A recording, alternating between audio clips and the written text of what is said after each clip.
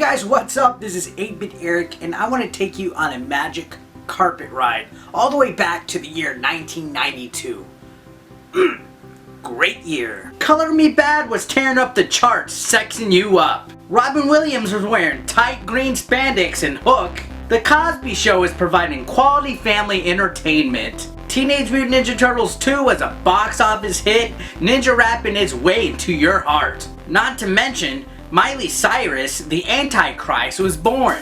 And a comic book franchise by the name of Bucky O'Hare was looking to make a comeback in the early 90s with its out-of-this-world storyline of a parallel universe called the Aniverse, where war is ongoing between the United Animals Federation and the sinister Toad Empire. That almost sounds familiar.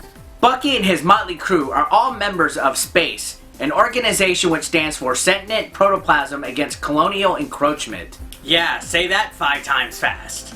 Bucky is a green hare who captains a mammal spaceship called the Righteous Indignation. Jenny is a cat who is the first mate of the ship and the crush of many furries out there on the internet. Willie's an engineer and the only human on the Righteous Indignation. He's from San Francisco, however he got stuck in the Aniverse. Strangely, he also looks like Macaulay Culkin from The Pagemaster. Dead-Eye Duck is a gunner and a 4-armed former space pirate duck. He's missing an eye, he's impatient, and he's violent. He is basically the badass of the team and is like a Donald Duck on steroids. Blinky is an advanced AFC, Android First Class. He has only one eye. And I got nothing here.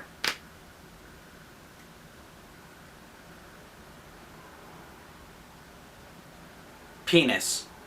This comic series spawned tons of merchandise, including a badass toy line, and even a pretty neat cartoon. But most importantly, video games. Bucky O'Hare's first foray into gaming was an arcade game by Konami that allowed players to control Bucky, Jenny, Deadeye, or Blinky in a format similar to the other Konami smash hit arcade games such as The Simpsons and Teenage Mutant Ninja Turtles. Konami in the early 90s was unstoppable in the arcade. But I'm not here to talk about arcade games. In 1992, there was one thing that ruled the life of every kid after school, and that was the Nintendo Entertainment System. And Bucky O'Hare had its own NES game.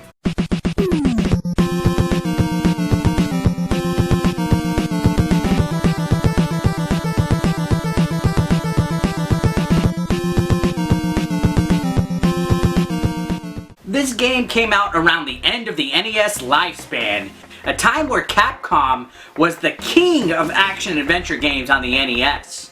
DuckTales, Little Mermaid, Mega Man, Darkwing Duck, the list goes on and on. Konami took a chance using Bucky O'Hare, since it really wasn't that big of a franchise, considering Capcom had Disney licensing rights. Sure, Bucky O'Hare had merchandise, sure it had a cartoon, but unfortunately, all that was gone rather quickly, both dissolved after a year.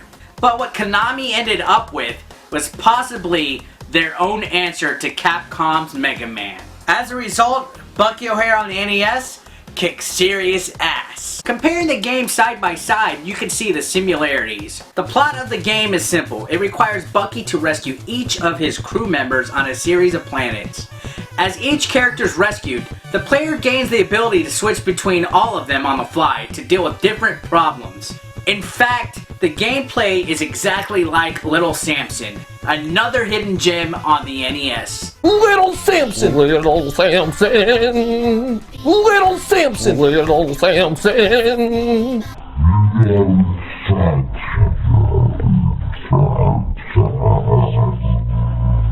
The idea of being able to toggle between characters which possess their own unique abilities is essential to successfully completing stages in this game, and it's not only an excellent formula in Little Samson, it excels on Bucky O'Hare. It's almost like Bucky O'Hare is the Neapolitan ice cream of great NES gameplay features.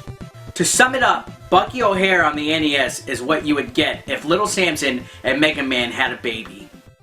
Where this game shines the most, of course, is in its level design, where each stage is entirely different than the other. Every stage features some new obstacle or unique level design that gives this game a unique je ne sais quoi that not only makes this game a challenge, but an absolute treat to play. The cherry on top of this delicious Bucky O'Hare sundae is the outrageous soundtrack that has that gritty, classic Konami feel that only the NES can provide. This is perhaps one of the best soundtracks of all time, and it's amazing. Another awesome feature this game has, which is also similar to Mega Man, is a stage select screen, where you can play the stages in any order you want. You have a green, red, blue, and yellow planet to explore before taking on the final level. Now, all of these planets feature their own stereotypical platform and element. For example, the red planet's the fire planet, the blue planet is the ice planet, and the yellow planet is the pea planet. All potty jokes aside, this game is loads of fun and the levels feature all sorts of enemies and tricks to keep you on your toes. For example, the green planet has toads, worms, and even exploding spiders.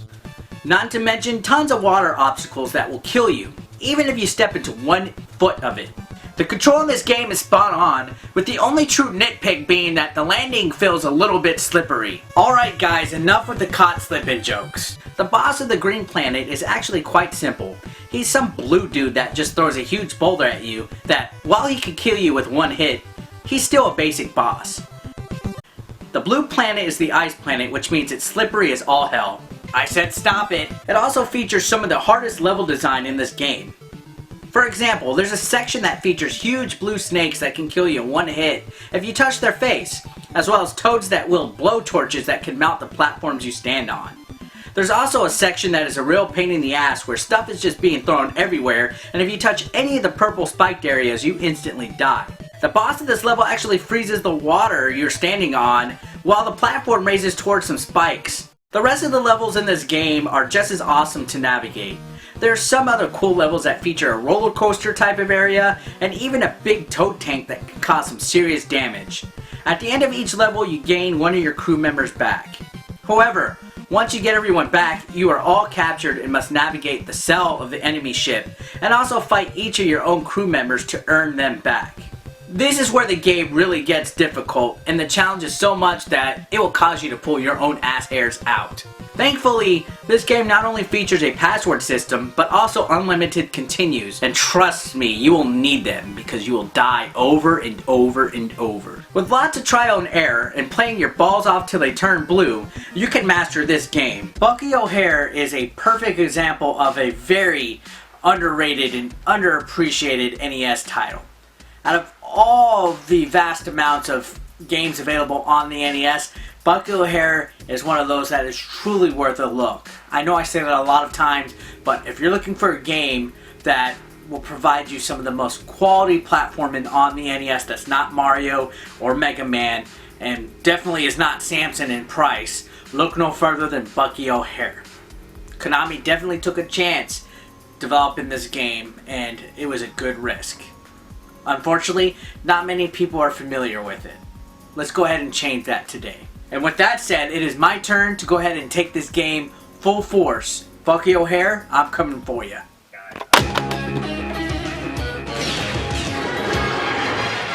In another dimension, another time and space, a parallel universe is falling on its face. When out of the chaos, who else could it be but the animal adventurers from SPACE? Bucky! Captain Bucky O'Hare! Mutants and aliens and toads beware! You're looking for adventure? Well, this is it!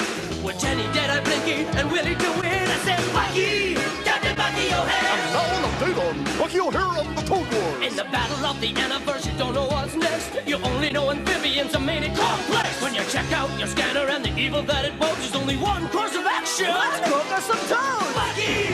Captain Bucky O'Hare! He goes when no ordinary rabbit would dare. If your righteous indignation has suffered a hit, and your photon accelerator is broken a bit, and you're losing your mind, and you're having a fit, get the funky fresh rabbit who can take care of it. Bucky!